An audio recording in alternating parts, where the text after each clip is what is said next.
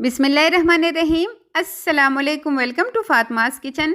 आज मैं आप लोगों के लिए आलू के कटलेट्स की एक बिल्कुल नई रेसिपी लेके आई हूँ। आलू के कटलेट्स आपने भी बहुत से खाए होंगे, मैंने भी बहुत से खाए हैं, बहुत से बनाए हैं, लेकिन ये जो रेसिपी है ये बिल्कुल मुनफरिद है, बहुत ही ज़बरदस्त। जब आप इसका जायका चखेंगे तो आप इसके दीवाने हो जाएंगे। यकीन करें, आप एक ही बार में मतलब 5 से 6 पीसेस खाना पसंद करेंगे। और झटपट ये जो कबाब है ये बहुत जल्दी बन जाते हैं, और जब आप इसको दस्तरखान पे रखेंगे या अपने फिर किसी मेहमानों को सर्व करेंगे तो यकीन करें आपकी वाह वाह हो जानी है। तो चलिए जी, ज़बरदस्त सी रेसिपी की तरफ आ जाते हैं।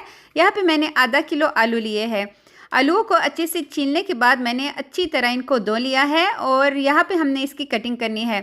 आप चाहे तो प्रेशर कुकर में इसको ऐसे साबुत डाल के भी इसको बॉईल कर सकते हैं, लेकिन यहाँ पे मैं पतीले का इस्तेमाल करूँगी और इसको बॉईल करूँगी खुले पानी में, इसलिए इसके पतले पतले से हमने स्लाइस काटने हैं। इसके बाद पानी मैंने पहले से बॉईल होने के लिए रख दिया था। खुला पानी हमें चाहिए। एक बड़ी कढ़ाई रखेंगे और उसमें हमने सारे आलू डाल देने हैं। हमने आलू को डीप रखना है, इसलिए ऊपर पानी लाजमी आना चाहिए। उसके बाद हमने इसमें थोड़ा सा नमक डालना है।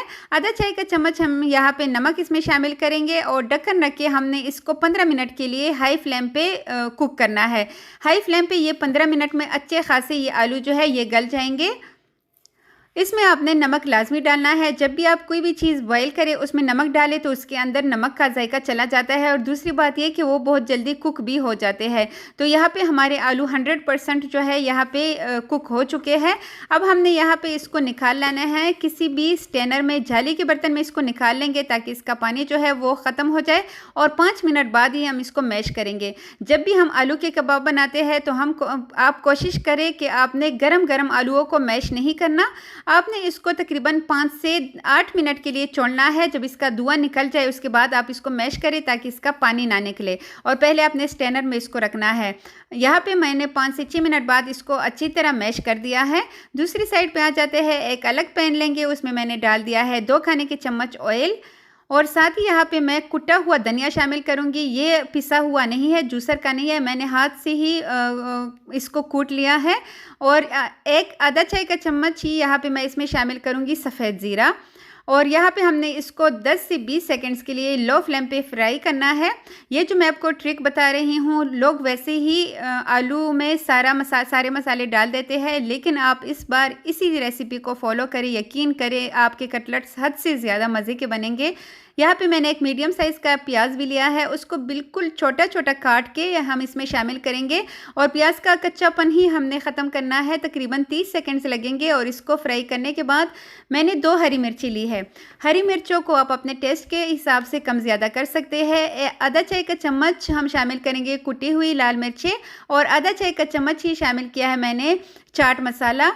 1/4 टीस्पून के बराबर शामिल करेंगे हल्दी, और आधा चाय का चम्मच नमक शामिल करेंगे। नमक आलू बॉईल करते हुए हमने पहले भी शामिल किया था, तो 1 चाय का चम्मच नमक जो है इस पूरी रेसिपी में इस्तेमाल किया जाएगा, और ये नमक बिल्कुल परफेक्ट है, ना ज़्यादा है और ना कम है। हल्का सा मज़ीद इसकी बुनाई करेंगे, और इसके बाद जो है जो आलू हमने मैश करके रखे हुए थे वो सारे हम इसमें डाल देंगे।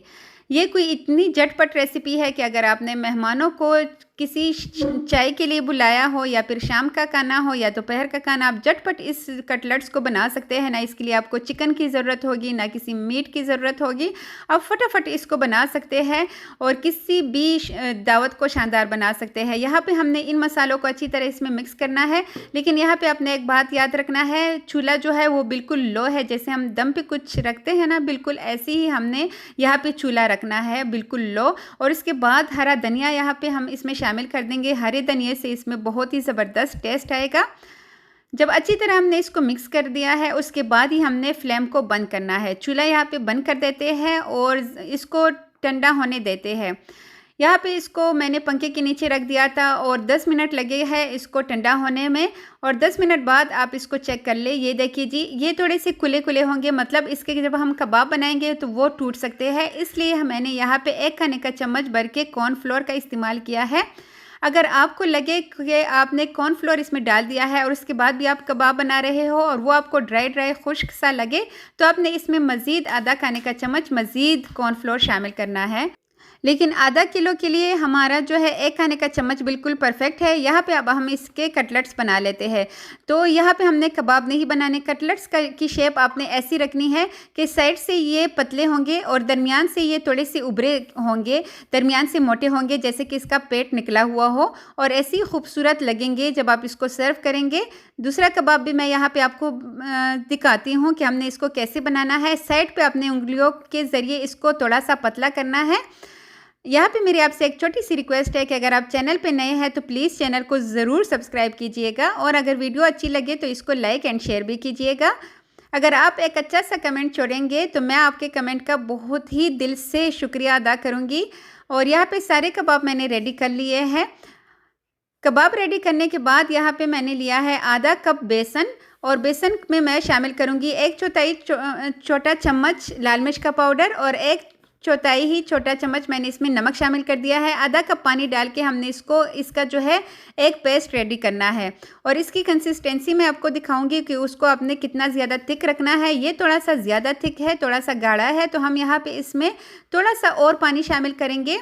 ये तकरीबन 1 खाने का चम्मच मज़ीद यहाँ पे मैंने इसमें पानी शामिल कर दिया है। और अब आप इसकी कंसिस्टेंसी देख लीजिए। अगर आप इसको बहुत ज़्यादा गाढ़ा रखेंगे तो भी अच्छा नहीं है, अगर बहुत पतला रखेंगे तो भी अच्छा नहीं है। मतलब आधा कप के लिए आपने आधा कप पानी ही यूज़ करना है। 1 खाने का चम्मच मैंने मज़ीद उसमें डाल दिया था। यहाँ पे मैंने होममेड ब्रेड क्रम्स लिए हैं। आप यकीन करेंगे इस ब्रेड क्रम्स को बनाए हुए तकरीबन 5 महीने हो चुके हैं। मैंने घर में बनाए हैं। आपको मैं बताती हूँ आपने करना क्या है। सिंपल आपने ब्रेड को जूसर में डाल के उनको ग्राइंड करना है, और जब उसकी इस तरह क्रम्स बन जाए तो आपने उसको ड्राई रोस्ट करना है। ड्राई रोस्ट करने के बाद जब वो ठंडे हो जाए, इस तरह किसी भी एयरटाइट जार में आपने उसको रखना है। फ्रिज में रखने की ज़रूरत भी नहीं होगी।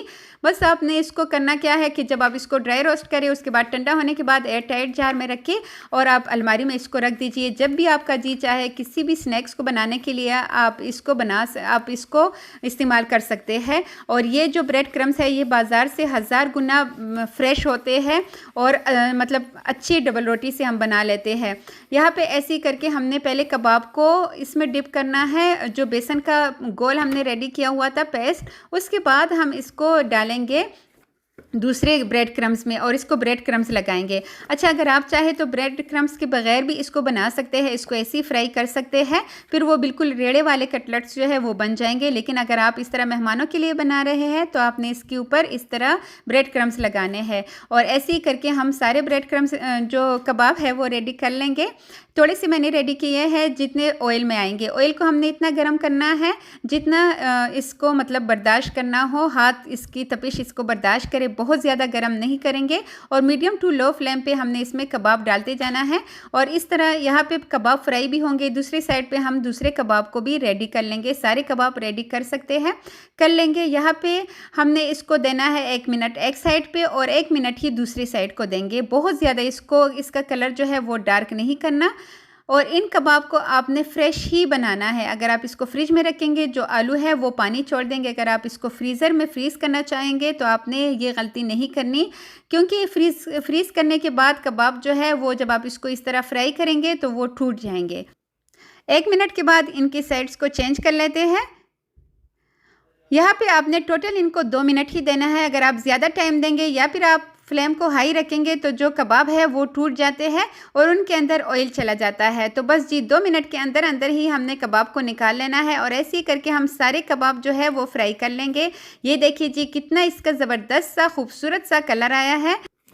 कम मसालों और कम मेहनत के साथ ये रेसिपी इंशाल्लाह आपको बहुत पसंद आएगी। सबसे बड़ी बात ये कि आलू हर घर में मौजूद होते हैं और ये जो कटलेट्स है ये बच्चे भी बहुत ज़्यादा शौक़ से खाते हैं। तो आप अगर इस तरह न्यू तरीके से इसको बनाएंगे तो इंशाल्लाह आपको बहुत ज़्यादा ये रेसिपी पसंद आएगी। बस आपने बनाने के बाद अपना फ़ीडबैक मेरे साथ लाजमी शेयर करना है। इसका फ़ाइनल लुक मैं आपको दिखाती हूँ। और इसके साथ आपने ग्रीन जो हरी चटनी होती है वो आपने लाजमी बनानी है।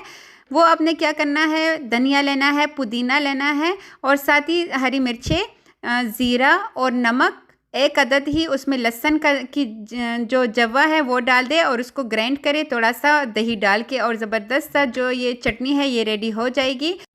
तो देर किस बात की, जल्दी से किचन में जाइए। मेरी तरफ से 100% रिकमेंडेड है। ये रेसिपी लाजमी ट्राई करें और ट्राई करने के बाद आप जब इसका पहला बाइट ले तो उसके बाद आपने अपना फीडबैक मेरे साथ लाजमी शेयर करना है।